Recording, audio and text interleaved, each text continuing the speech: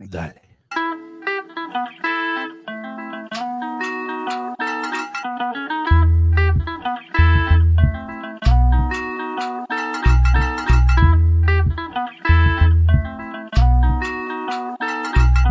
Welcome to the podcast, hablemos de lo nuevo. For the G's, by the G's, que pasa en el terreno. Vienen jugadores y se van, traiga lo nuevo, a huevo. Doesn't matter where you from, Salvador, Mexico, Honduras, Nicaragua. Todo mi latino, come and listen for an hour. TikTok, que traemos lo que quiere. Todo lo que pasa dentro y fuera de las redes. Really? You don't know what it is. Reportamos con la lupa what we see at the digs. En las buenas y en las malas yo diré la verdad. Si cometen un error o tienen habilidad, la calidad del rival cuando viene a jugar. Facts. Yo no me muerdo la lengua. Got love for the crest in the city I came from. Los campeones de campeones y con copas mi race. No me empezamos, empurgamos. Soy la voz de LA One. Soy la voz de LA One. Love. Yeah.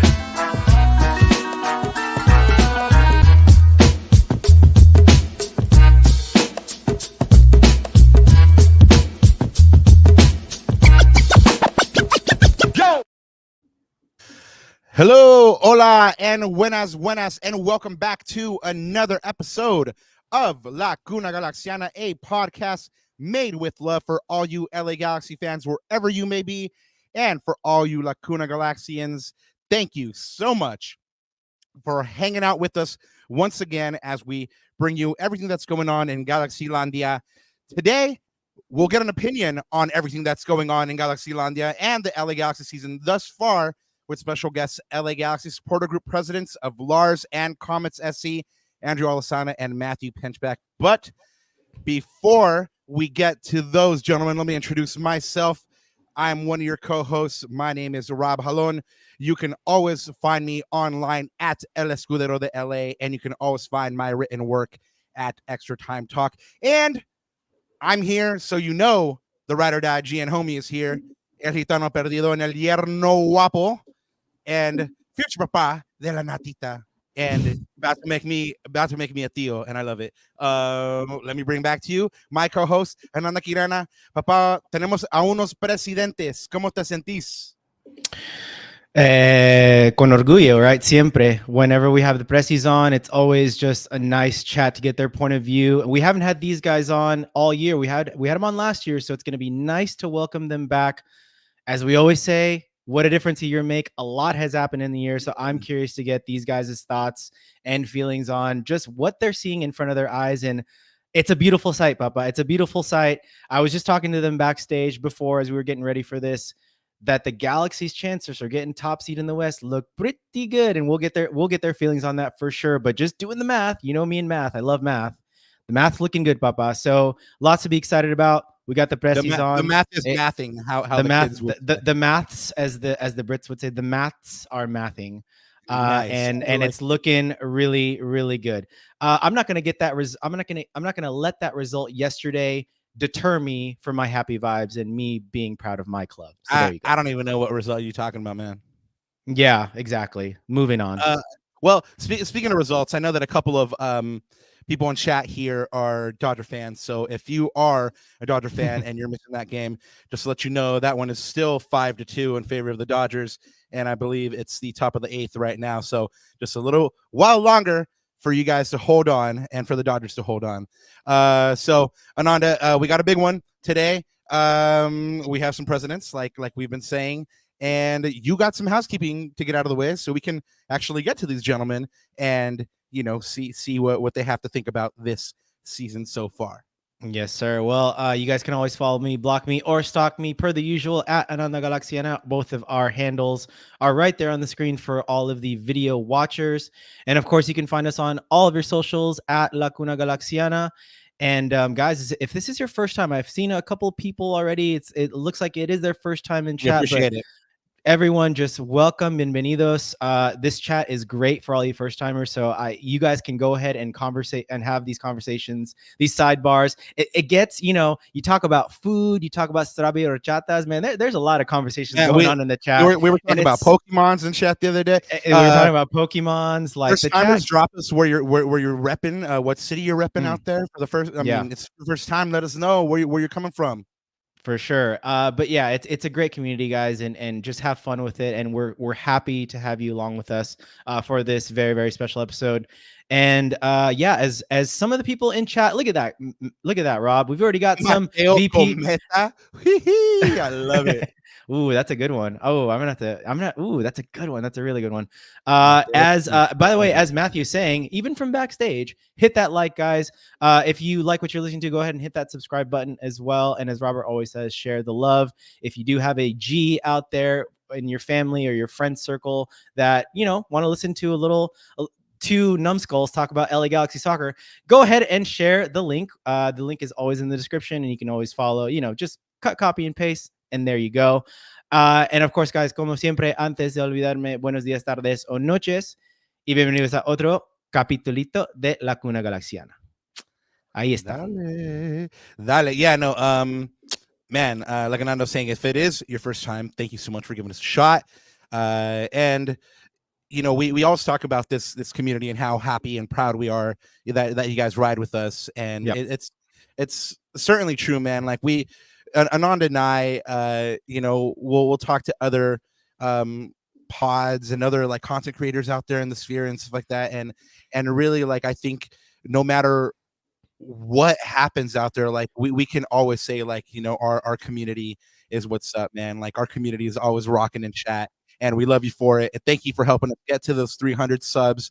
If you know anybody that's digging the pod and they haven't subbed yet, let them know what's good. All it takes is one button. So anyway, let me talk up my co-host Ananda Karana real quick, because this fool and El Profe Alex Ruiz, they recently threw down on another video of Los GATACTICOS. So that one is the lessons we learned from El Tráfico. And keep in mind, this El Tráfico is a matchup that the Galaxy might see again in the playoffs. So if you want to see what the biggest tactical lessons are from that matchup, go ahead and catch this episode. And of course, it's always good to hear El Profe Alex Ruiz rap about the LA Galaxy. So go ahead and check out that. And guys, ruffle a few feathers here and there. No, just kidding. I mean, we need that man to tweet to get fired up, man. But anyway, moving on to shout outs. Guys, if you are a season ticket member, the LA Galaxy have released prices for the playoffs. And it has gone up. The product on the field has improved considerably. So that's to be expected. So the round 1 best of 3 series for game 1, that'll be $117 per ticket. That's the baseline. And then the conference semifinals, $127. That's the lowest price as well. Conference finals, $127.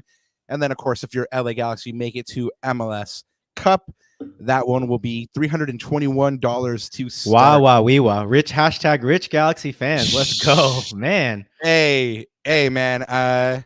Thank God Ananda Karana is rich and powerful. Oh, get out of here. And well, at the very least, we can ask a loan from Dr. Raquinho, and he can go ahead and fork out some money. But yeah, rich Galaxy fans, if the Galaxy make it to MLS Cup, be prepared to shell out at least $300, $321 to be exact. So, start saving, start mowing those lawns, start selling that lemonade. Lemonade isn't code for anything, by the way, just straight lemonade. But if you are a season ticket member and you don't want to be paying these prices, you need to opt out by 5 p.m. Friday, September 27th.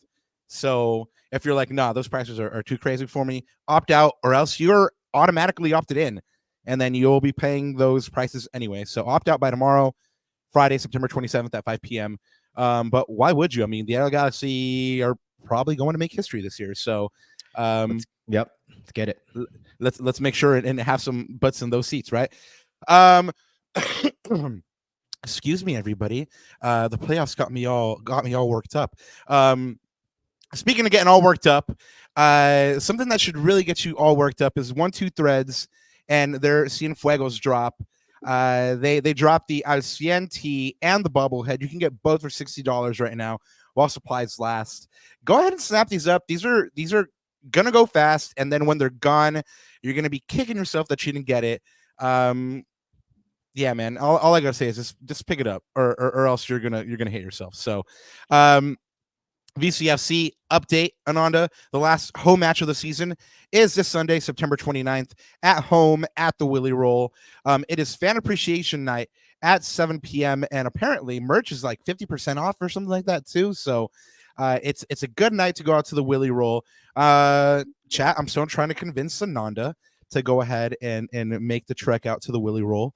But hopefully I can, twist his arm a little bit and we'll see you out there. But anyway, VCFC last home game. Go ahead and check that one out, guys. Moving right along to VCFC, they're in their last home game and they made the playoffs. And speaking of the playoffs, the LA Galaxy have already made the playoffs. However, they are fighting for that coveted number 1 seed so they can get home field advantage. So MLS has released the scenarios in which they can clinch home field advantage, and there's a bunch of them. If Salt Lake lose or draw at Austin, and Vancouver lose or draw versus Portland, and Seattle draw versus Houston, then they'll clinch. Another scenario is Houston loses at Seattle and Salt Lake loses or draws at Austin, and Vancouver loses and draws versus Portland, and yada yada yada. And yeah, there's just a bunch of scenarios. So really, the Galaxy just need to keep on take care of our having that business. Yeah, we just need to take care of our business. Yeah. This sounds like the wham bam tam gam thank you ma'am talk. It just goes over my head. Let's just take care of business. Man. When I was reading it, it really sounded to me like, I was watching Avengers and they were talking about like, we got to go back in this point in time to do this and stuff like that. And I was like, oh man, that's just like, they're multiversing us right now, and I don't dig it. But anyway, simple. Galaxy wins out and they control their own destiny and they clinch the number 1 seed. Like I said in the last pod, I personally think 7 points does it. But of course, if you're like, nah, I want to make sure 9 points or bust, 3 games left. So anyway, those are your likely scenarios. I don't know if it happens this weekend. We definitely will maths later with the Precis. So hold on to your seats for that. Yeah, well, that's your domain, man, because the maths was never the best for me, which is why I'm a writer. But we speaking of the Precis, one of those Precis is in charge of this whiteout party happening at the Digs for the last home game. Wear your best all white fits. So like I said, that's the last home game on Saturday, October 5th. And here to tell you more about it, if he's ready, Ananda, confirm, porfa. Yeah, they are ready, locked in. Yeah, let's get them. So here to tell you more about it, that whiteout party is the president of Comets SC, Matthew Pinchback. Primo, welcome back to the show. Hey, how's it going, G's? Hey, Rob. Hey, Ananda. Good to see you. Hey, chat. Everybody in the chat. How's it going? Hey, welcome back, Matthew. Welcome back. Mateo Cometa. They just dubbed you. Yeah, I like that one. Yeah, Marvin G. I appreciate that. We got some comments out there too. So hey to all my comments that made it out. Good to see you all. Yeah. Good. Yeah, good to see you. Comments. I mean, I love to see everybody in chat, and really, comments is one of those things that like is dear to my heart because I saw you kind of like pick it up from its infancy and build it to what it is now. So it's always like interesting to see anything that you're doing, Matt. And so mad props to the way you've been able to have this group grow in just a short amount of time, but quickly as well. Tell me more about the whiteout party, man. Like, what's going down with that? Yeah. Thanks for asking me. And same to you guys. You guys supported me from the beginning. I feel like there's kind of these generations of kind of Galaxy supporters groups and like media personalities, and I feel like we're on this kind of latest wave together, which is really cool. But yeah, for like the whiteout party, I don't distinguish it's a whiteout party, not to be associated with any other types of parties that some individuals that are in the news might have been associated with. We don't say those names out here. Right. Who some of you may or may not be thinking of. But yeah, like it's an idea we've been kicking around for a while, right? Just like the idea, because obviously the jerseys are white. We wear white. It's a very distinguished look. Only a few teams can kind of pull it off. You have to have a certain kind of pedigree. So we wanted to kind of rock with that. Yeah.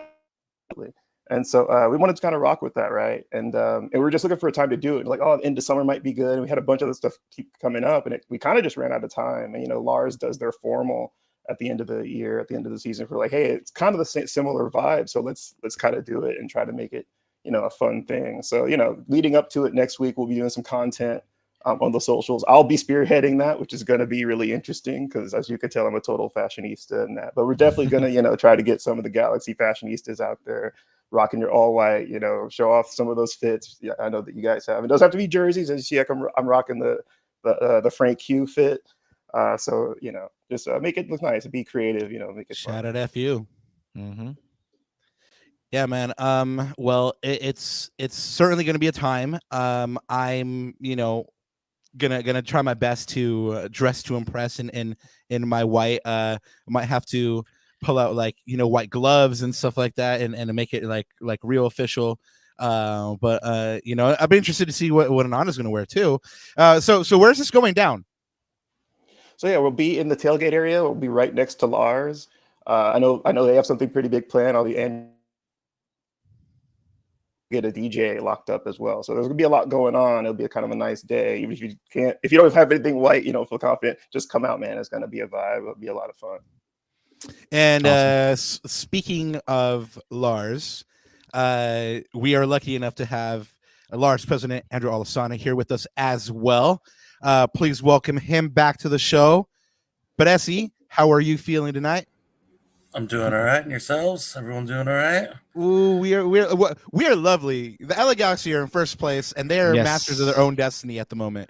So, I mean, amped. We were talking to Matthew about festivities on October 5th. What does Lars have planned for that day? So last game of the season, we always do the formal. We do a Lars formal. People get dressed up. Sometimes I wear a tie. Sometimes I don't. I'm not a dressy person, and I'm actually on the opposite side where everything I own is black. So it'll be hard for me in the white party. But we do a formal. We get dressed up. Sort of almost kind of a prom feel, and yeah, we celebrate. We have man of the match, player of the year trophy. We'll be at the tailgate. That one's big. It is big. It's gotten bigger because we had to add space for the players' plaques, and we just kind of party it up like last game of the season. It's a little different this year because we know we're going to the playoffs, so there's something to look forward to. It's been a little somber before in the past, but yeah, it's just a fun time. We will have someone performing. She's actually a Galaxy fan and sits in Lars. She'll be performing cumbias with her band. Her name's Laura cumbia band. Very nice. Very nice. Actually, when he said that, I had to go look up her Instagram. I haven't done it yet, so I'm sorry. If we could do that at some point, I'll look up her Instagram and shout her out. But yeah, I'm very excited to, we have a little stage and it should be a good time. Yeah, no, I saw the video and I got super excited about the cumbia band. I mean, I might cut a rug. Who knows? But yeah, no, super excited about all the events going on the 5th, and of course, LA Galaxy fans out there, Lacuna Galaxians, everyone in chat. It is the final home game of the regular season, so if you have any doubts about going out, just do it. It's the final home game. It's going to be a party out there. So we hope to see you there on the 5th. This is for both of you guys. This is non-LA Galaxy related, but kind of adjacent. And I'd love to get your thoughts on this one. Before we get into the Galaxy talk, today Sportico announced that LAFC and Angel City FC are officially joined, as LAFC has acquired shares of Angel City. This, of course, stems from an original 2022 agreement that said LAFC had the option to purchase equity in the NWSL team, or price warrants, as they're known, as part of its agreement to let them play home games in its stadium. And of course, LAFC is already getting some revenue share from merch, concessions, anytime that the Angel City plays there. So before that original agreement lapsed, which would have been pretty soon after 4 years, LAFC made the decision to purchase this equity in the team. So now that we know all this, gentlemen, any thoughts on this announcement, this official announcement about LAFC and Angel City now being officially joined? Andrew, let's start with you. I mean, it just kind of confirms what a lot of us already knew when they started, right? Because I mean, they were using LAFC salespeople and LAFC marketing. So when their first emails went out, even like into the season, I think they were from at LAFC until they got like all their emails and stuff. If you signed up for tickets at ACFC, you'd get calls for LAFC tickets as well. So I just think it's something we already kind of saw playing at the bank. A lot of people kind of could foresee this.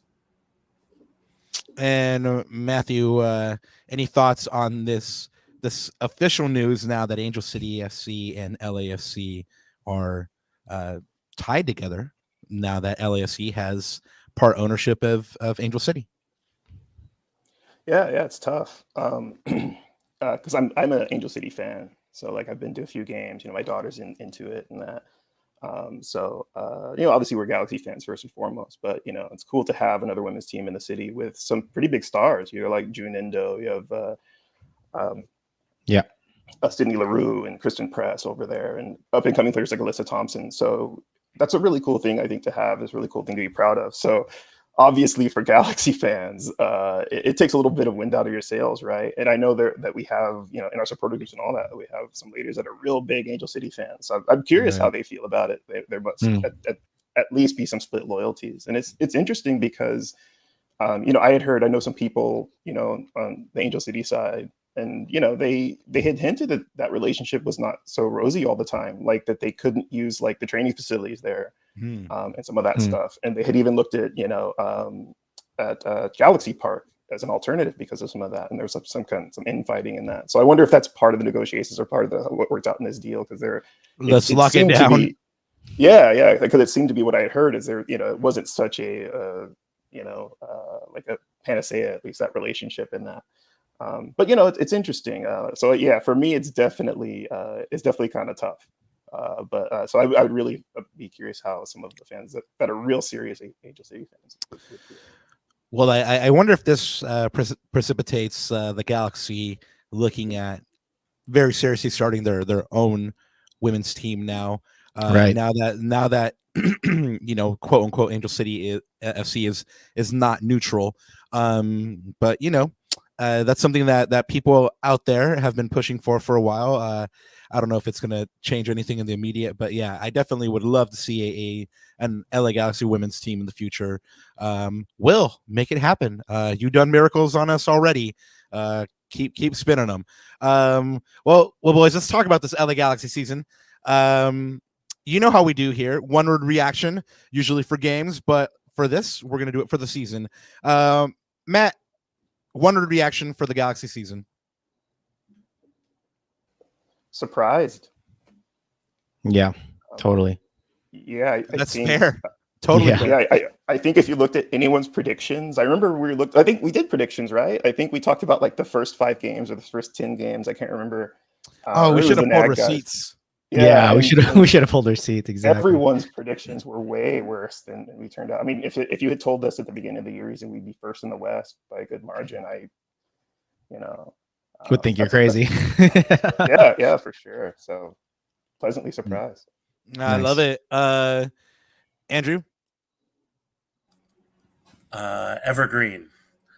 I think we have the opportunity to be better than what we've already seen, and even definitely better than what was expected, because I think they've blown out the expectations that we have had already. So if you told me at the beginning of the season that we'd be sitting first in the West at this point, I wouldn't have believed you. So yeah, I think that they've really done beyond what our expectations or what we could even think of what their ability is. Well, and Rob, I like that notion too, because that's something I was thinking about today. And as you know, we'll talk about one of these evergreen things, Andrew, but we built a sustainable platform to go off of, right? This is only year one of the rebuild. And so if we're at this spot at year one, the sky's the limit, and we've got the right people now running, running the show from the top all the way down to the players and the staff and everyone that's around the team. So as I said for the last couple of pods, be proud of your team, guys, with chess. Like, be proud of them because they've done a really, really good job up until now. But like Rob always says, job is not done, folks. Oh, no, job's not done. And I actually wanted to hit on something that Andrew said. He said evergreen. And, he kind of alluded to the fact that maybe this team is where it's at. And yes, we're surprised, but they probably have another year to hit. And yeah, I mean, it's where it is right now. And that's wonderful. But once they hit that top gear, once they hit that Columbus gear, I mean, this team is going to be scary. One of the things that I haven't even shared with you, Ananda, but people is it breaking news? No. Well, but one of the things that that Greg spoke about in the presser after the last game was Gabriel Peck's potential. Right. And somebody asked him about his potential, and he kind of I was going to say he kind of laughed, but excuse me. He just laughed out loud. And he was like, he's going to be a force to be reckoned with, when he puts it all together. And, so that's just like on the micro level. Once Gabriel Pecky, who's already playing phenomenally, puts it quote unquote all together, he's going to be scary good. And I think that's the same thing on the macro level for the Galaxy. Once you have this team in year two playing with each other and knowing each other, plus all the other pieces that Will Kuntz is going to go out there and get to improve this team. Yeah, Andrew's right. There's another level to go. And the man that got him to that current level is Greg Vanney. Guys, I'm sure you've heard. Josh, the Podfather, per Corner of the Galaxy, announced that by making the playoffs, Greg has triggered a 12-month extension that will keep him in charge through 2025. How do you both feel about another year of Greg? Matt? Yeah, I mean, I've been a Greg defender. I think, and it's funny because Ananda, we talked about it at, I think it was the Lars Christmas party last year, the Lars holiday party. We talked at length about like kind of what we thought Greg's, like his pros and cons were. And I think we both kind of agreed that he has this like rigidity, or he has this vision for something. And I think we both expressed like, oh, what if it's not like ideal, considered like circumstances doesn't quite worked out. And that was my biggest like fear of his going into this season. And I think we all kind of feel that. But at the same time, again, we're like second overall. So that his vision, and he's kind of stuck to it, and it's kind of paid off for him. I think, like we've been saying, there's another level we all since I think we can get to. So it's not flawless, but yeah, he's kind of made me a believer. And we're going to go with the other Presi with us tonight, Senor Andrew. How do you feel about Greg's work? I think he's earned it. I definitely think he's earned it. He's not without question. There's a big section of the fan base that doesn't like him, and I can kind of understand that. To Matt's point about him being rigid and he doesn't really break out of his box very often. I think that's true. And when he does, he gets bad results and he doesn't like it. So that's why we never play with two strikers. So I get it. But Bruce was also that way. Bruce also saw things in very straightforward tunnel vision, but he was still a winner. So I do like that Greg is coming back. I'm happy with it. I do like the consistency, and I think he's won over the team. My problem with the extension is like he just had to make the playoffs to get an extension. If we were like a 9th or 8th team and we've been struggling, I think a lot of people would have a problem with that. I do think there should be questions on that, but I'm going to just chalk that up to old regime and say, look forward to the bright future. We have Greg for one more year, and I'm happy with it. Well, really quick on that, guys, and excuse my ignorance. Do we know that to be a fact, that was a clause that was inserted in the old regime, and that wasn't a Will Kuntz sort of doing, Rob or Andrew or anyone, if you guys know. I mean, don't know. The timeline lines up with the old regime having worked under under those Got it. terms Yeah. with Greg, because he just got triggered an extension, which means that he already had an existing contract. Will's only been in the job for a year, so it just lines up time wise that Greg had this contract already. But yeah, interestingly, we spoke about that on the last pod. Yeah. And Matthew, do you agree? Oh, we got another special guest. Hey, that makes 5. Got another special guest on the pod. But Matthew, do you... it's Baby Comet. and we saw pictures of Baby Comet and you at the game holding that flag, and so love it. She was holding it. I was. Yeah, so that was all her. My arms were done for the night, so she was really the one doing all that. I love it. Starting them young. But yes, I'm sorry. Give me your question again. I was going to say, are you with Andrew on that boat in terms of the just what triggered the extension? Does that not sit? Did that not sit right with you, or are you like me? It's kind of like, okay, whatever, but you know what? Let's let bygones be bygones. Let's just move forward, guys. Yeah, I kind of get it. At the same time, I think what's notable is that it's just 12 months, right? Yeah. So I think even so that's clearly kind of saying like you're in first place, but we're still giving you like a season's worth of a short leash. Yeah. And so to me that feels a little bit like, I think that feels pretty on par with how we all feel, right? Because I think the question is like there's another level, but is Greg the guy to get you there? Like we see Greg makes like bad stuff. Like there's little like niggling things you just like, oh man, is this the right guy? And it seems like Kuntz or whoever set that 12-month limit is kind of keyed into that. Like, okay, I'm not totally convinced. We're not giving this guy 3 or 4 years. Let's really see if you get one more year to kind of, this is your shot, and then we'll see. So I kind of like that.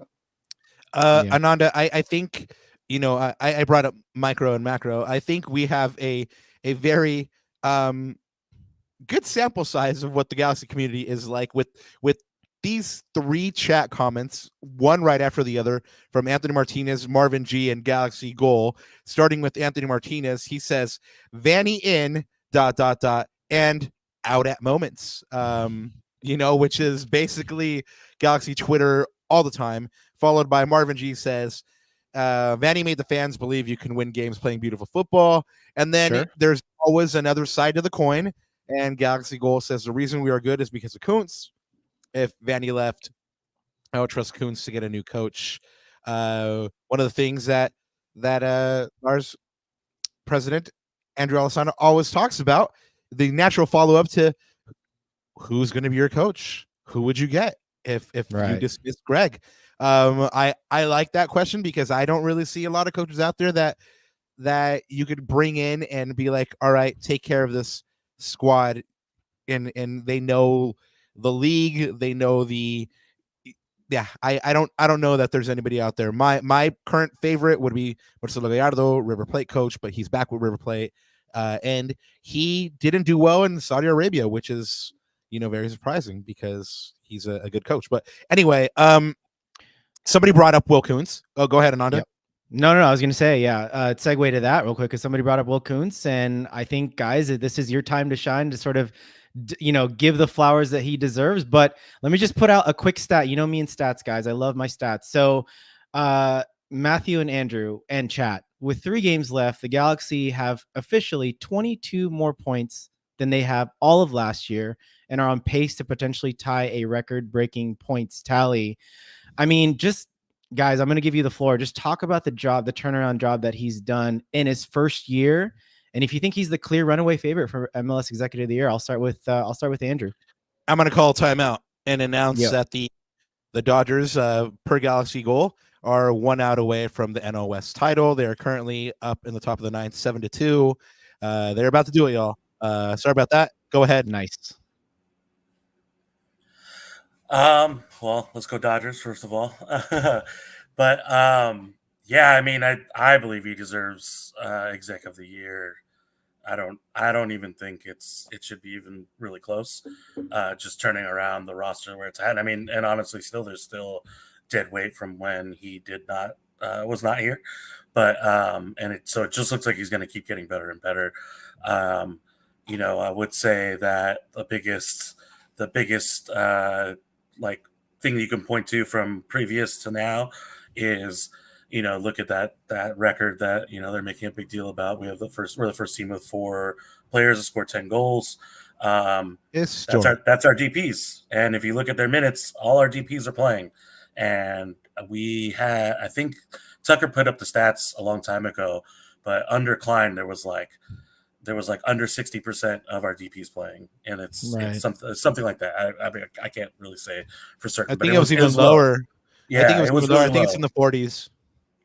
It's really bad. Yeah. So I mean, the fact that we had all our DPs playing, it's crazy. It's not heard of for the last like 10 years, and it's just nice to hit on those when those are pretty important.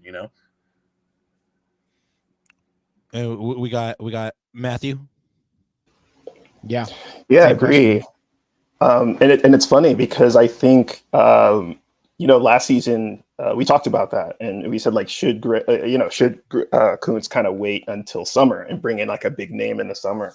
And it's funny because I was on that train. I was like, I don't know about going in with Dayon. I like we should get a big striker. I'm like, you can't afford to not have like a big name on this team and that. And I was all on that train, and and we're all critical when like Billy Sharp left. And they're like, no, we're rolling with like Dayon and Miguel Berry. And everyone was like, what? But yeah, like, I think the fact that he brought, and then if you remember in the season 2, like we would see them go after guys and maybe not get them. Right. And there was a lot of anxiety about that. But yeah, to get to get DPs of that caliber in one window, and then they're able to kind of pretty much hit the ground running is outstanding, man. Like if we had looked at a 7-year period and there had been like 2 DPs of that caliber, that would be great because either one could be like MVP caliber almost. So to snatch 2 in one window, and have them in camp, have them ready to go, that's fantastic. We haven't seen that much in MLS in general. Oh, hit it, Andrew. Yeah, I just want to add something to what he was saying about the anxiety of missing out on these other DPs. The one thing that was like reassuring to me was that as soon as we missed on one or it didn't look like we're signing one, we were rumored to another one. Or it's, hey, we're in talks with this guy. The next day it's like, oh, the Galaxy are in talks with someone else. I'm blanking on who all we had rumored to. The only one I can remember was Palestri. But Ramon Sosa and those guys. Yeah. And I didn't even know who he was. And I saw his highlight reel when I looked up who he was when we were rumored. I was like, dang, this guy, Dayon would just have to stay on side and he'd score 25 goals. But yeah, it was reassuring at that time that, we weren't stuck on one guy. Cause I think what happened a lot of times in the past is we would just get stuck on one guy and it was like coming back. And it almost feels like we're getting taken advantage of a lot of times because it really felt like we didn't have another option. But this one, I mean, Kuntz has got a list. I want to see that list, but Kuntz has got a list. And that was reassuring at the time. And shout out, everybody calls out Will Kuntz, but shout out to his scouting department as well, Mikey Stevens and Gordon Cushion and all those guys doing big work over there because they're ever present as well. And Will is pretty much always ever present. I mean, one of the things that I always bring up on this podcast is that I'd been covering the team for a while and I'd maybe seen Chris Klein like once in the press box. Will Kuntz is a mainstay in the press box. Like we always see him there. He, without fail, always comes and says hello and shakes every single media member's hand. So, that's my experience from one regime to Will Kuntz and his front office. Maybe this one is more for Andrew than Matthew, but Matthew, certainly chime in if you have any experiences here. But Andrew, do you have any personal anecdotes on, what it's been like to deal with Will versus the previous regime? I mean, to be honest, I don't have a lot of dealings with Will. He comes by most games. I don't want to say every game, but most games. He comes by the tailgate and says hi. Same with Tom Braun. I do deal with Tom a lot more. And I'll be straightforward. I had a pretty open and honest relationship with Chris Klein. I had his number. We could talk. I didn't really reach out to him that much, but It was an ability I had. We did have meetings. Generally, the meetings happened after something bad happened. So, not always meeting on the best of occasions, but it was usually we always had a meeting at the beginning of the year, and then usually by the end of the year we had another meeting. But yeah, I mean it's been different. It's been different. I still think they need to get their feet wet and before I can really judge how well everything's gone. But yeah, it definitely, there's a new feeling in the club from not just them, but from other employees and other people that I talk to. It just definitely feels like a new chapter. It definitely does. I mean, he just brings this good energy when you walk into a room. When he walks into a room, our brother Mo Football out there in chat says Will is tall, felt small when I met him. Can confirm. I'm a solid 6 foot, maybe 6'1", if I'm standing tall that day, and Will still towers over me. He said he played some ball in college, so I don't doubt that he was very effective on the court. Rob, I'll just always remember one of my highlights of the season, and it was a very small thing, maybe to some people, but when we were in Austin, we were there, an hour or so before kickoff, and him and his whole front office went all the way up to the nosebleeds where we were, and just clapped us for about 3 to 4 minutes, and it was, I think it's just things like that, man, and that that will forever sort of stay in my memory, and I know you've told me like they've started to do that now at every away game, but that's just, that's again another sort of gesture that this front office is showing to the fans and the connection to the fans. A difference a year makes, and I mean, it's part of being transparent and being accessible to fans, media. I mean, like before, I would literally question myself, like why wouldn't they want media to have access and to report on the team? But now it's totally different, and props to Will and his team, and props to Galaxy Comms. Guys, let's move on to the players themselves. We've already mentioned that the Galaxy made real quick. Matthew's got a Will story real quick before we move on. Oh, Matthew's my bad, Matthew. Quick Will story. No problem. Oh, I'm sorry, Matthew. No problem. It's funny because I've only met Will once, and I'm glad I had this opportunity to bring it up because I meant to make a post about it. So back, so just speaking of like differences with the regime, and again, we're started up, so I can't speak too much on how, like, we started up literally when Klein left, so I can't speak too much of that intimately. But yeah, when we had our Juneteenth event, Will made a point to come visit us, which was real cool. We were told that like a visitor was going to come, and we kind of deduced that it would be Will. He is very tall, because I'm not like a small guy, but yeah, he's like, it's weird shaking hands with someone that tall. But no, he's very cool, and he made a point to really say that he supported what we do, which I thought was really cool. And like I said, I felt bad because it was a really cool conversation I had with him. And they had the Juneteenth like Galaxy hats for the Juneteenth celebration night, and he gave us a handful for the club and that. And I just totally forgot. I totally forgot to like make a post about it, and and that. But yeah, it was really cool, and I really appreciated that.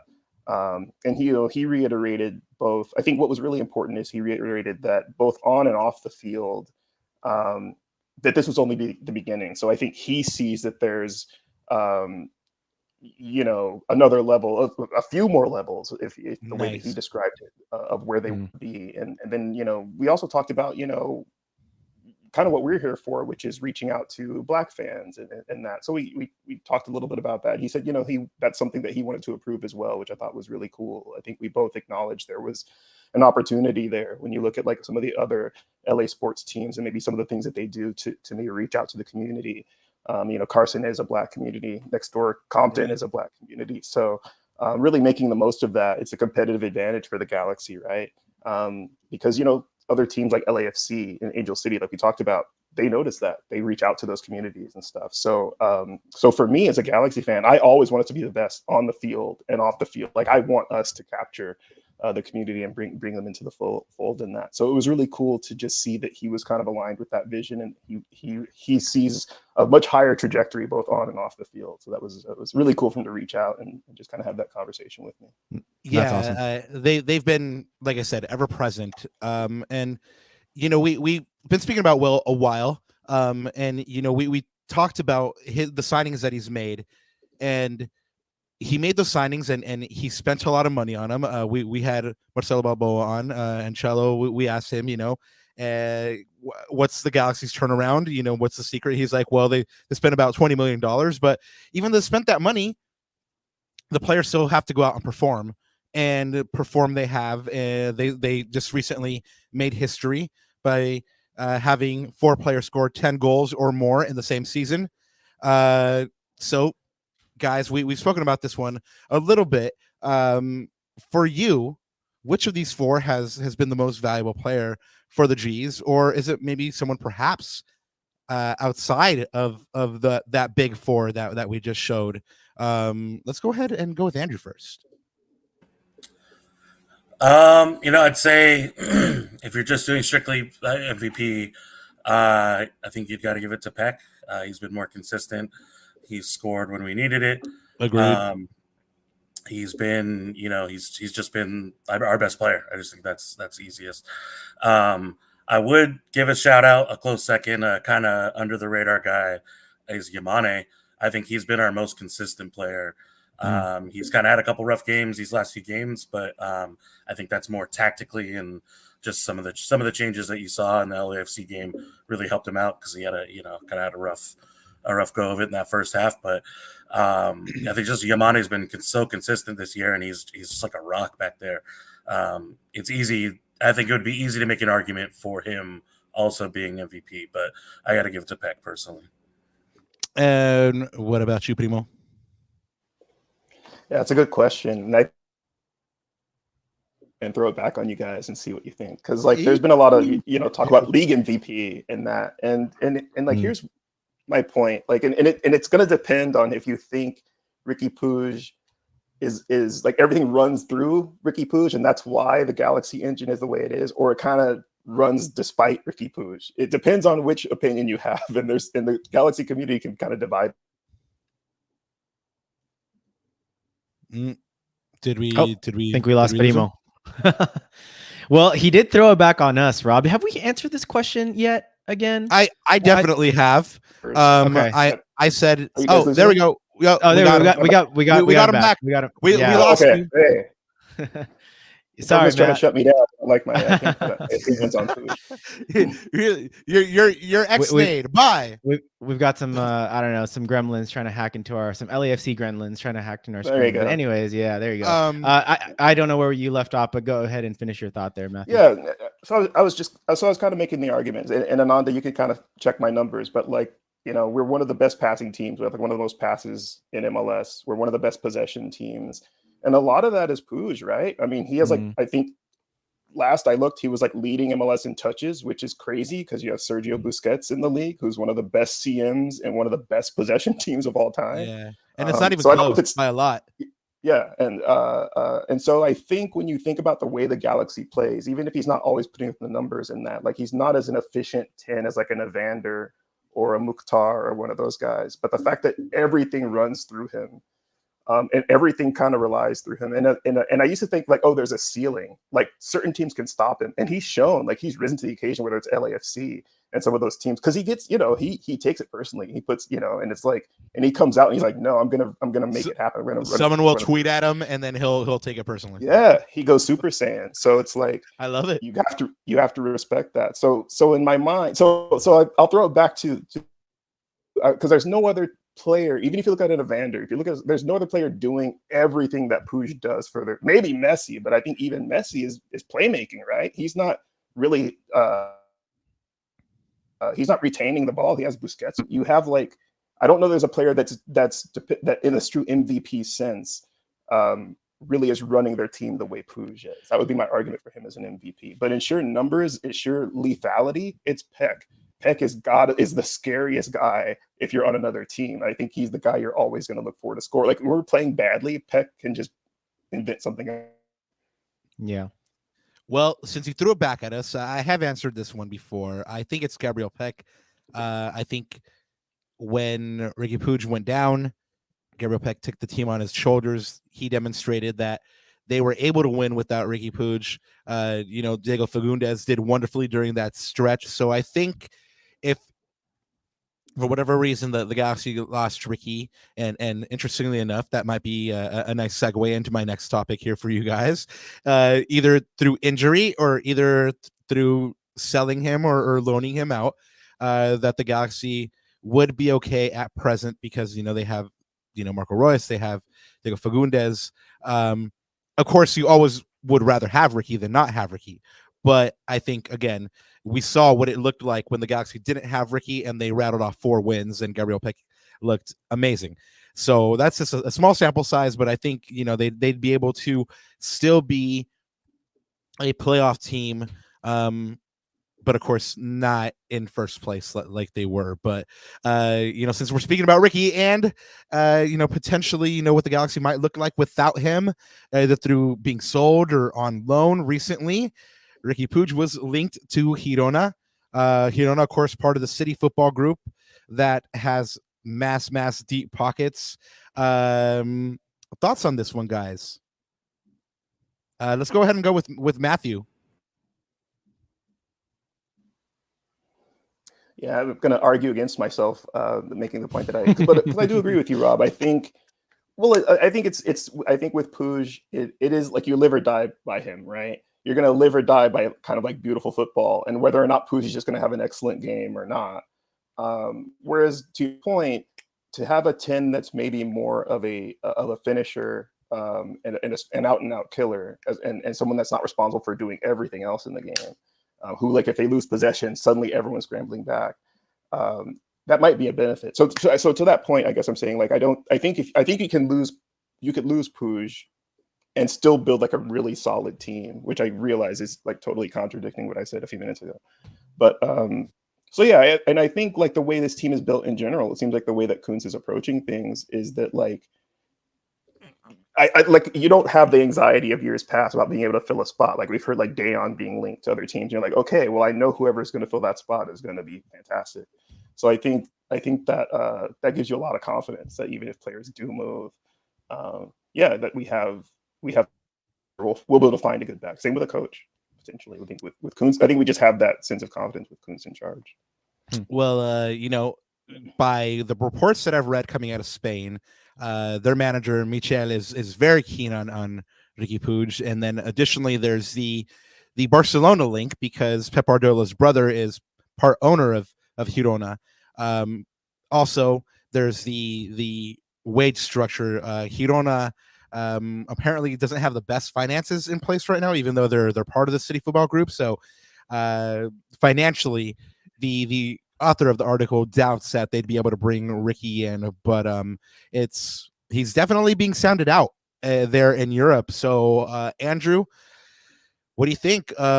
Galaxy would be okay if they sold Ricky, and to Matthew's point, confidence and will to replace him? Definitely confidence and will to replace him, but I also think that it is a small sample size, like you said, but without Ricky, we play like completely different. And that's, the same thing as you live by Puig, you die by Puig.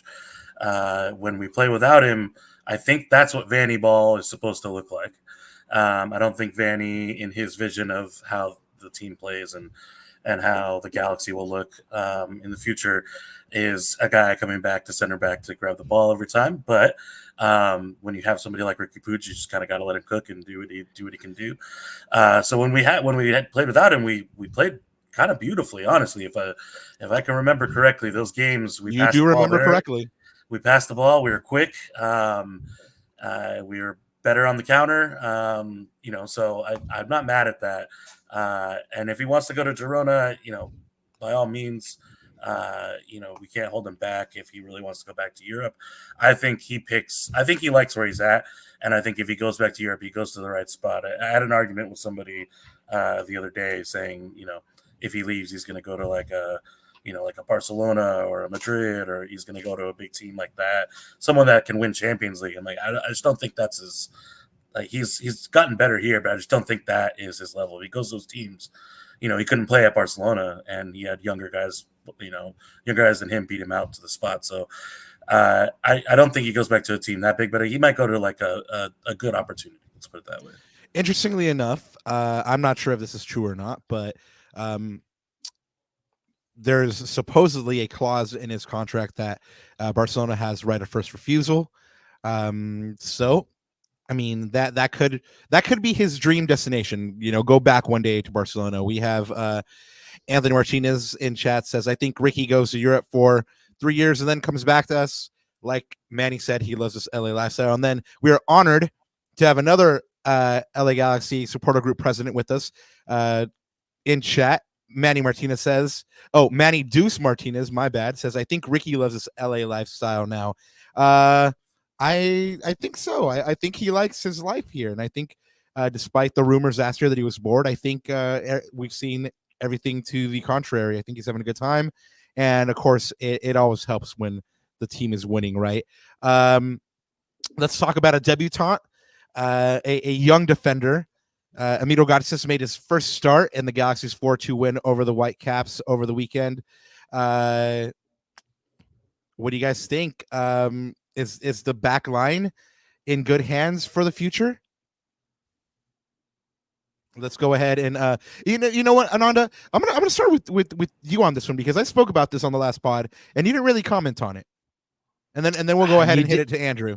Yeah, you did. Well, and that's the thing, right? And I'm going to pose this more as a question, and I'm just going to kind of kick off the conversation for Matthew and Andrew and really chat to Noodle on. But I mean, guys, if I just flash it on the screen there, I mean, you look at sort of the pieces that we have now moving forward, and you've got Julian on the left, Emilio and Jalen as your future potential center back partnership, which I'll tell you this right now, guys, like just the attributes that both have, I feel like that could be a potentially wonderful center back combination, both sort of building on each other's strengths and covering up for each other's weaknesses. And then you've got a young Mo Cuevas who, to be honest, every time we've seen him on the pitch, he has played really well. We know he has a wicked delivery. We know he knows how to play in the system, and he plays really well and handles himself like a mature vet, right? He looks really, he doesn't look out of place out there. And of course, I mean, we've had a little bit of controversy around this guy, but Novak Mitrovic with his performances in League Cup, we know he's a more than capable goalkeeper, right? Potentially the pot, homie. Potentially should be fighting for that number one spot. But again, I mean, I'm just reporting on the facts and what we're talking about. Bring that cheesiness and stuff. Come on. But guys, like, you know, just putting this on the screen and bringing it up, I mean, we know where our defensive deficiencies are, but don't you think that gives us a platform that in the future, and of course, Will Kuntz has some pieces that he's got to play with now over the summer. Maybe he might use some of those levers. We know, you know, some guys like Martin, etc., that those players will not be with us forever. So, I mean, what do you guys think? Does this give you cause for hope and optimism as Galaxy fans that our defense is looking really good for the next couple of years, guys?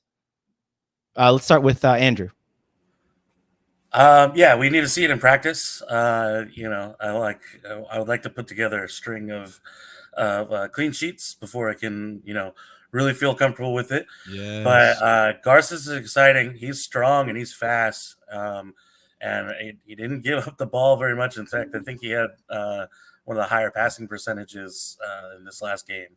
So that could be, you know, a high ceiling for him, and I'm excited for that. And excited, you know, for Jalen. You know, he's still growing and he's kind of, you know, put his name out there. And Cuevas, the spots that they've used him in, he hasn't played a ton, but the spots that they've put him in have been successful for him and successful for us. And like, that's what you want to see building from players that are coming from G2. You know, it's kind of been static before. You want to see guys, you know, put in those 10, 15 minutes when they're called upon. And then, you know, if somebody goes down, you've got a guy who's put in the time. He could put that start together, you know, get it all going. But I'm excited.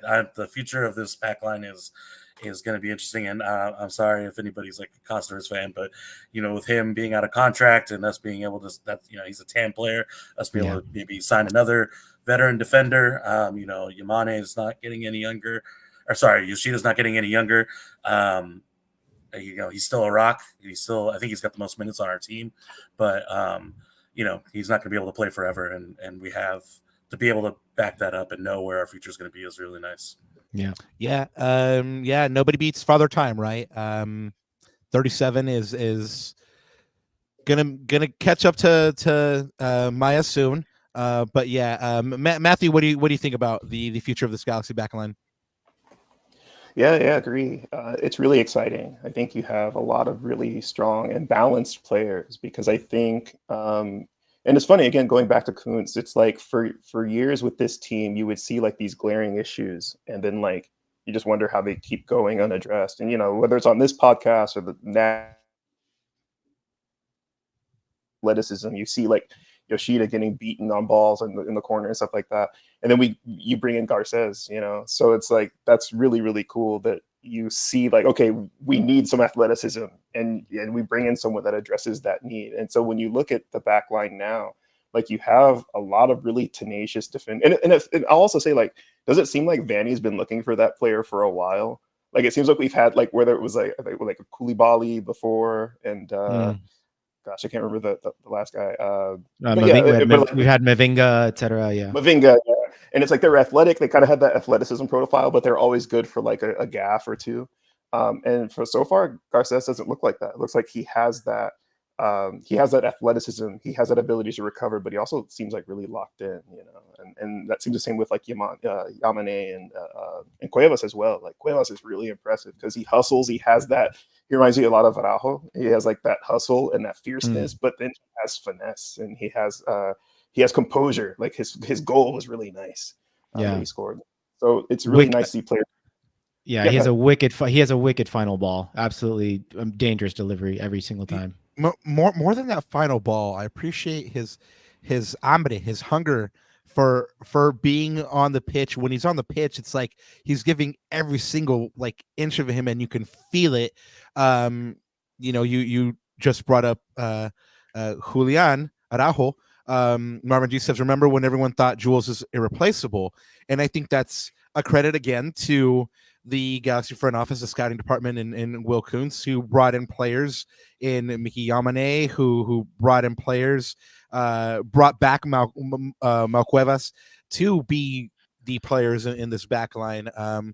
Was he irreplaceable? Did it hurt to lose him? Yes. Was he irreplaceable? No. And we've seen it. Guys, this is the first time I've ever asked anybody on this podcast this question.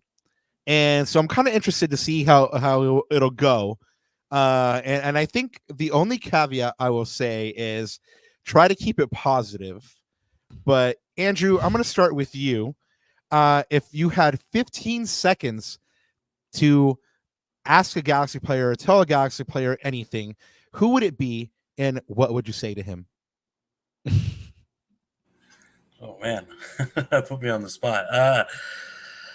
I would probably try to talk to Ricky Pooch, and I'd kind of ask him where his head's at. I've heard when he first came, he was a little homesick, and I'd see where his head's at and see if I could talk to Pooch and get 15, 20 seconds with him, I could probably figure out if he's going to stay or not. So I could know, I just want to know, where are you going? What's going on? You going to stay here? Yeah. We love you here. I think he's kind of got that quarterback syndrome where he likes to be the guy. So I know if he goes back to Europe, he may not have that. So I don't know. Kind of see where we just had that. Yeah, that's a good point. Well, President Andrew would use his 15 to 20 seconds to be Agent Andrew and try to lock up Ricky Pooch for an extended amount of time here in Los Angeles. Matthew, same question. If you had 15 seconds to say or ask anything to a Galaxy player, who would it be and what would you say to them? That's a really tough. I'm glad Andrew at first gave me some time to think about my answer. That's a tough question. I'd probably talk to Paintsville. I'll probably just tell him just wait for the playoffs. Just wait for the playoffs. And it's funny because we talk about Paintsville being out of form, but he's on like 10 goals and 10 assists. Right. So the fact that you see he hasn't hit his level yet. So it's like, wait for the playoffs. Unleash it in the playoffs. We're good. So that would be see, Matthew, I thought you were gonna be like, oh no, I'd talk to JP and be like, hey, can we get you to do live performance at our next tailgate or what's up? Like that's what I thought you'd say, but oh, that'd be so great. Man, I'd be there. I'd be there front row for sure. Can we get JP to do a live performance before the first game of the playoffs? Like, can you imagine how incredibly hype that would be? Like how lit that would be? How crazy people would pop off for that one, man. That's true. We'll see. We'll see if we can work it out. It would be nuts. Ananda, do you have one? Galaxy player and 15 seconds. A special message. Oh man. Man, you put me on the spot too, Papa. This is a hard question, guys. What do you mean I put you on the spot? You had two people in front of you. You should have seen it coming. Nah, you put me on the spot. No, I have to think about that one. I mean, it would probably be Ricky as well. And I would just be like, I would just kind of not necessarily like with the whole like rumor thing necessarily, but just like, where are you at in the playoffs? Like, where's your head at, Papa? Like, where's your head at? Like, are you like basically trying to get this idea of like, are we getting that like he's going to take this team on his back like mentality? Like he's going to fight, bleed, die for the shirt kind of thing? Because I'll tell you this, like the last couple of games, ever since El Tráfico, he's shown me that like characteristic that like I'm going to take this team on my back kind of mentality. And nothing else proved it to me than him rushing back, sprinting 40 yards down the length of the pitch and making that tackle to prevent a shot on goal, right? So I feel like his head is there. We talked about it with Judge Sophie, Robert, this, like, can we just snap Ricky out of hero ball every now and then, just snap him out of it? Like, it's kind of one of those moments, right? It's like, okay, where's your head at, Ricky? I just want to make sure he's at a good mental place because, and this is maybe might lead to sort of who my team MVP is, but I feel like this team will go as far in the playoffs as Ricky Puig goes. And that's just my personal opinion on that. That's not a bad take. We have chat doing their thing right now. Anthony Martinez says JP at the MLS Cup final halftime show. I love it. Well, no, because I don't want them that because we better be playing in that. So he doesn't have time for halftime shows. He's going to be playing in that final, Papa. True. Or they just give him like a little break. Since it's the final, they usually do like an extended halftime, so they give him time to perform and stuff like that. And then, of course, we have everybody in chat, El Primo included, you and I, of course. It'd be lovely to see that go down. So, guys, let's look at the standings right now. Through 31 matches, the Galaxy are in first place with a 17-7-7 record, 63 goals for, 46 against. They're on 58 points, or averaging 1.87 points per game. They are 7 points ahead of number 2 RSL, who has a game in hand, 8 points ahead of number 3 Colorado, who has 1 game in hand, and 9 points ahead of number 4 LASC, who has 2 games in hand. The Galaxy are currently third in the Supporter Shield standing, 6 points behind leaders Inter Miami. Oh, am I wrong on that? Did they move back up? Or maybe this is an old one. Sorry. Yeah. I don't think so, right? I think this is the latest standings. 6 points behind. I think maybe I am behind on the times right now. So got it. So They are, in fact, second place, 6 points behind leaders in Miami. Miami has 1 game in hand, 2 points ahead of Cincinnati, who has 1 game in hand, and 2 points ahead of Columbus, who has 2 games in hand. The Galaxy currently enjoying their highest ranking all year in the MLS Power Rankings at number 2, which, you know what? I love it when we have natural segues on this show, Nanda. And like I mentioned, it's their highest ranking all year, even though the Galaxy have been either in first place or close to first place in the Western Conference all year, which brings up an interesting tweet from one of our friends, El Senor Conway, a friend of the show who has been here. He says, "Shout out Simply Soccer." Yeah, shout out Simply Soccer. He says, at Trace Pants 121 says, it's a little fascinating to me that a lot of people in MLS circles aren't talking about the Galaxy more.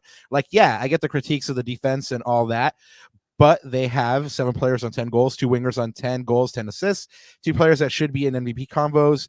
It's odd. Glad to operate in the shadows and all that, but this team is doing things that the stat lines really can't process. And I'm not going to lie, the shield is very much still in play for the Galaxy if they nail the last 4 games. Based on those tweets, guys, are the Galaxy not getting enough credit or recognition around the league amongst media, maybe rival fans, or are they getting just the right enough credit or attention? Or maybe it's like El Senor Conway says, and like it's better to be a sleeper at this moment. Primo, let's start with you. Yeah, I'm kind of that school of like it's better to be slept on a little I think as a team, you have a chip on your shoulder, like, okay, you're not talking about us now, but we will. You will. And then also maybe teams are looking past you a little bit, So I think we haven't become like a league boogeyman. I think people get it. It's going to be, especially coming in to LA to win, is very challenging. I think people will get that. I think people acknowledge that. But I think they're sleeping on us a little in the playoffs, and maybe rightfully in a way, because I think some of the things that we get away with, especially on defense, we all see that could be a bigger issue in the playoffs, right? Especially against a KG team like Seattle. Like Seattle kind of surging at this time is is bumming me out a little bit. But yeah, I feel, but at the same time, I think we're a legit good team. Like I don't think it's fool's gold. So I'm a little happy teams are overlooking us. I think it gives a chip on our shoulder, and hopefully we punch them in the mouth a little bit. What about you, Andrew? Yeah, I definitely agree with that. Don't talk about us. Don't put a target on our back. Let us be the underdogs. I think a lot of people were waiting for us to play LAFC and see where we were. After that, I think some people started saying, we're back and things like that. I think, people like Sasha, who's kind of poking at us all year, is kind of coming around. But then, part of the problem is that we turned around and lost to Portland 4-2. So in a very unconvincing game. So I can't, there's a little bit of that, look behind our backs. We still may not be back yet. I understand that. But I understand why the media isn't talking about us yet. But I do think they aren't giving us the credit that we probably deserve. We've had some attacking teams in the past that were not very good on defense, and I do remember them being pushed to high heaven. So, yeah. Yeah, I think there's some people in chat, Robert, that agree with that sentiment. Leo says not enough credit. MLS social media vomits up LAFC stuff nonstop. Galaxy only gets mentioned on game days. I mean, Robert, I think we've both talked about this on the show that that we know who the darlings of Don Garber and the league are, right? So less said about that. But and then I really wish you had that picture of Don Garber right now. Whenever we say his name, like we need to flash that picture of him, man. Yeah, and then of course Anthony says, I think the LA Galaxy are the most slept number 2 team in the league ever. Yeah, guys, but you know what? I hope that we continue to be slept on as we chase for that number 1 seed in the Western Conference, right? So kind of switching gears to that a little bit before we kind of wrap this up. I mean, I'm going to flash it on the screen for everyone there in chat and for you two as well. And Rob, I mean, this is what the run-in looks like with all our contenders, right? And I did a little maths, me and my maths. I like my maths. And I did a little math sort of like computing in terms of what it would take for us to sew up that number 1 seed. So hear me out, guys. I'll just leave that graphic on the screen there so you can kind of see from an opponent standpoint the sort of the toughness, I guess, of the fixture list as we head into the run-in. But okay, so just follow along for a second. So the Galaxy have a 7-point lead, right, with 3 games left. So they're on 58. So our closest rivals, that would be RSL and Colorado, both have 4 games left, and they are on 51 points. So that means that with a maximum of 12 points to be had, our nearest rivals from those 2 would finish at a maximum of 63 points, right? So that would put us, 5 points ahead of the Galaxy, which is at 58. So for those 2 rivals, if we won 2 of our games or got 6 points out of last 9, we would officially finish above them. So that would be sort of our counteract measure there. Now, right, let's stop there so that people could follow along. And let's stop there. In terms. Yeah. Okay. Yeah. So basically, Galaxy win and put 2 of their 3 games, and they automatically take out Real Salt Lake in Colorado, correct? Correct. Yeah, because they only have 4 games left, and they can only get a maximum of 12 points. So 51 plus 12, that's 63 points that Real Salt Lake could potentially get, right? So there's that. Now, chat, so if you're following along, if the LA Galaxy win 2 of their 3 games, Real Salt Lake and Colorado cannot catch the Galaxy, and the only opponent that they do have to worry about at that point is LAFC, which is where Ananda will take over again. Exactly. So they've got 5 games left now with a max, so they can get a maximum of 15 points, and they are currently sat on 49. So if they win all their games out, which by the way, that's no small feat, they would end at 64 points. So that is 6 points now ahead of the Galaxy.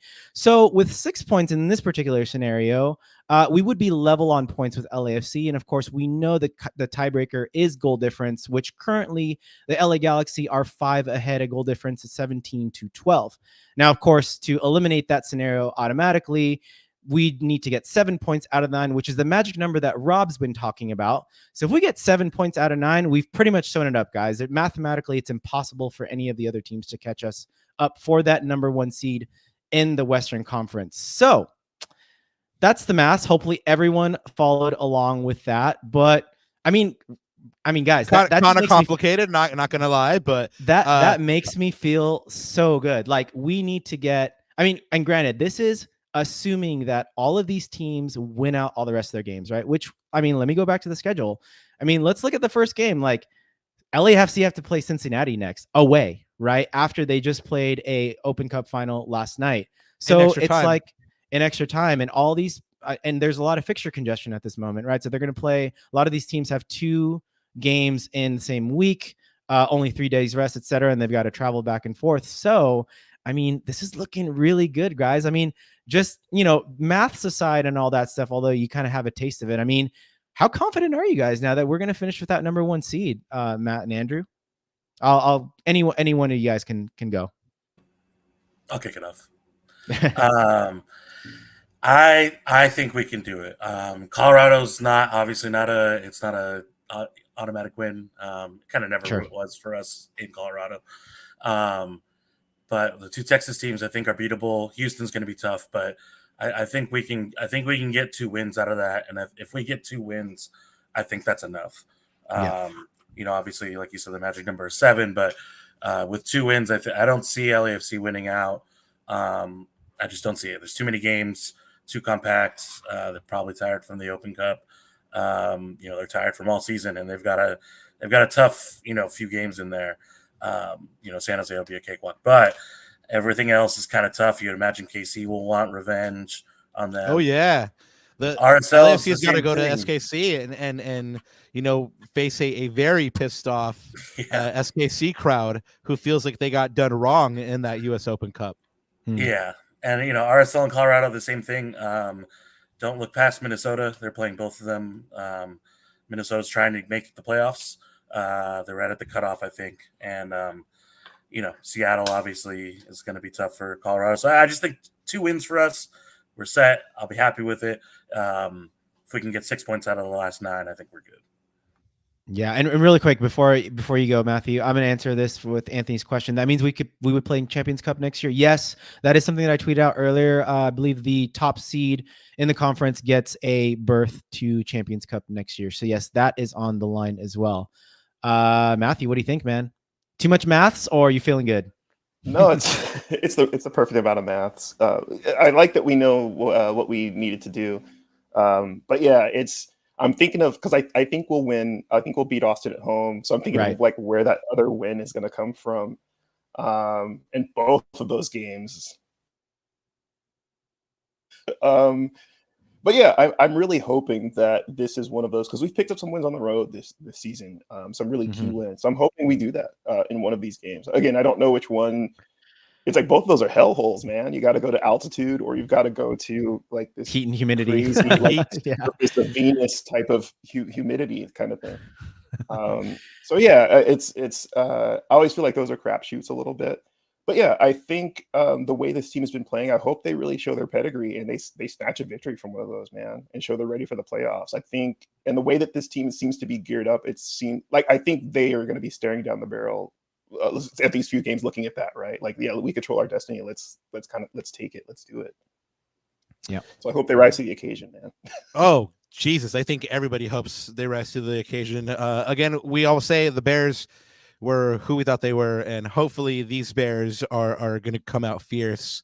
Guys, we're going to wrap up with 2 yes or no questions for you, and they're very simple. And we'll start with Andrew. We'll hit you with the first, followed by the second. Based on what you've seen this season so far, do the LA Galaxy get to MLS Cup? Yes or no? Yes. Based on what you've seen this season so far, they make MLS Cup. Do they win MLS Cup? Yes or no? No. All right. All right. Well, All right. All well, right. that always makes you love that much more. Matthew, same two questions for you. Based on what you've seen this year, do the LA Galaxy have enough to make MLS Cup? Oh, you guys are terrible, man. Jeez. We're gonna pull receipts, Matthew. We're gonna pull receipts. Yeah, No no pressure. kidding, I'm right? kidding. I'm kidding. I say no. Okay. Well, then that answers Then the that- second part yeah. of that question. I hope I'm wrong. Yeah. I say that all the time too. Like I hope. I'd rather be wrong, right? Yeah, no, I hope that I'm wrong too. To be honest, I would answer the question the same way that you do. I think that they could get to MLS Cup. I just think that with the deficiencies that they still have, that it's going to be a nail biter, but they're just going to fall short. But again, progress over last year. So I mean, But Robert, we have Maybe we suffer, have. you Oh, know? sorry. Go ahead, Matthew. Sorry. Go ahead. Yeah, I was gonna say, I think that may be the one thing. If you look at championship teams, they always get right to the precipice a lot of times, and then they fail, right? So you think of like the team in 2010, the team in 2009 going to the final, losing on penalties. And then that switches something in the mentality of the team, right? Where they're like, no matter what happens, we're chasing down every ball, like we're willing this Right. over the line. So sometimes, like you can have talent, you can have coaching, you can have all that stuff fall into place, but I feel like they're close enough to taste victory, and then they come back just next year with their heads on fire, kind of thing. That's kind of my gut feeling. I hope I'm wrong. No, I mean Yeah. it's interesting that you went there, because I can't remember which famous coach said it, but same kind of thing. You know, his players lost a final, and what he told them was, remember this feeling, because if you don't want to have this feeling ever again, you got to go out there and win the whole effing thing next year. And then they did. So I mean, there's something to be said about feeling that pain, because it's like, no, we don't want to feel that again. Let's go ahead and make sure we don't. And then they get to the top of the mountain. Yeah. I'll say this, guys. I mean, if we wrap up the number 1 seed, I think the chances are really, really good to for sure get to the Western Conference Final, and if not MLS Cup. Here's the other thing I'll say, and this is maybe like me like putting a little like voodoo or juju out there, but if we play Portland in the first round, remember, guys, that this year first round is a series, is a best of 3, right? If we play Portland in that first round, man, is that going to be a series? And I feel like if and when we get through that series, I think that series will make us stronger. I think Portland will give us a hell of a game up in Portland. And I think remember, like, and you see this in the NBA and sort of other sports as well, but in sort of cup playoff type atmospheres, your wins kind of grow your mentality and make you stronger. And I'm hoping that's what happens in the early rounds to the Galaxy. I mean, look, it'll probably be the death of us if we get Portland and Seattle in round 1 and round 2, right? But if we get through those, and remember, we're playing them mostly at home. Again, Portland, in this case, 2 out of 3.